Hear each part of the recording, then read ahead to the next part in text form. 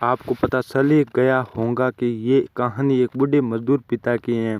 एक गांव में एक आदमी रहता था जो बहुत बूढ़ा हो चुका था, जिस वजह से उसे कम दिखाई देता था और बहुत कमज़ोर हो गया था। इसलिए अपनी बच्ची कुछ दिन के अपने बच्चे बेटे के साथ बिता सके, इसलिए शहर में रह रहे उसके बेटे के घर आने चला गया। बेटा एक शहर के छोटे मकान में रहता था। मकान तो उसका छोटा था, लेकिन उसके अंदर जो चीज़ें थी वो महंगी थी। उस मकान में बेटा, उसकी पत्नी और उनका एक 5 साल का बच्चा, ये छोटा सा परिवार साथ मिलकर रहता था।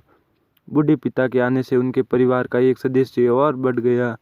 ये पूरा परिवार रोज सुबह शाम डाइनिंग टेबल पर साथ में खाना खाया करता। बूढ़ा पिता अपनी कमजोरी के चलते हमेशा खाने की चीज़ें नीचे गिराता रहता और कई बार कांच के बर्तन भी टूट जाया करते थे। कुछ दिनों तक तो बहू और बेटे ने ये सब सहन कर लिया, लेकिन बाद में वे दोनों बूढ़े ऐसी हरकतों से चिढ़ने लगे। एक दिन बेटे ने कहा कि ऐसा कब तक चलेगा, हमें कुछ करना पड़ेगा।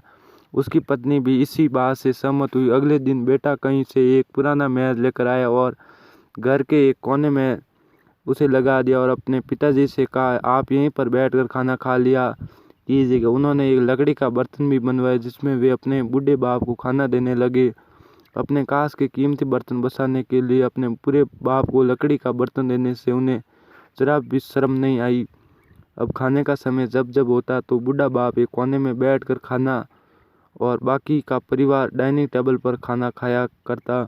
डाइनिंग टेबल पर बैठे बैठे दोनों पति पत्नी कभी कभी अपने बूढ़े बाप की तरफ देख लिया करते। बूढ़े बाप की आंखों में उन्हें आंसू भी नजर आते, मगर उन पर जैसे कोई असर ही नहीं होता। बूढ़े का पोता भी ये नज़ारा हमेशा देखता और वह अपने में खोया रहता। एक दिन जब पति पत्नी डाइनिंग टेबल पर बैठकर खाना खा रहे थे, तब उनका बच्चा ज़मीन पर बैठकर कुछ कर रहा था।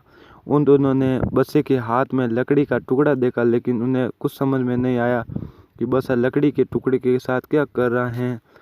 जब बच्चे के पिता ने उसे पूछा कि बेटा आओ खाना खा लो, तुम नीचे बैठकर क्या कर रहे हो, तो बच्चे ने भोलेपन से कहा, अरे मम्मी पापा, मैं आप दोनों के लिए लकड़ी का बर्तन बना रहा हूँ ताकि आप लोगों को जब आप बुरे हो जाओ और दिन में खाना दे सकूँ। अपने नादान बेटे द्वारा दी गई ये सन बात दोनों के लिए दिल में तीर की तरह उतर गई। दोनों एक दूसरे का चेहरा निहारने लगे।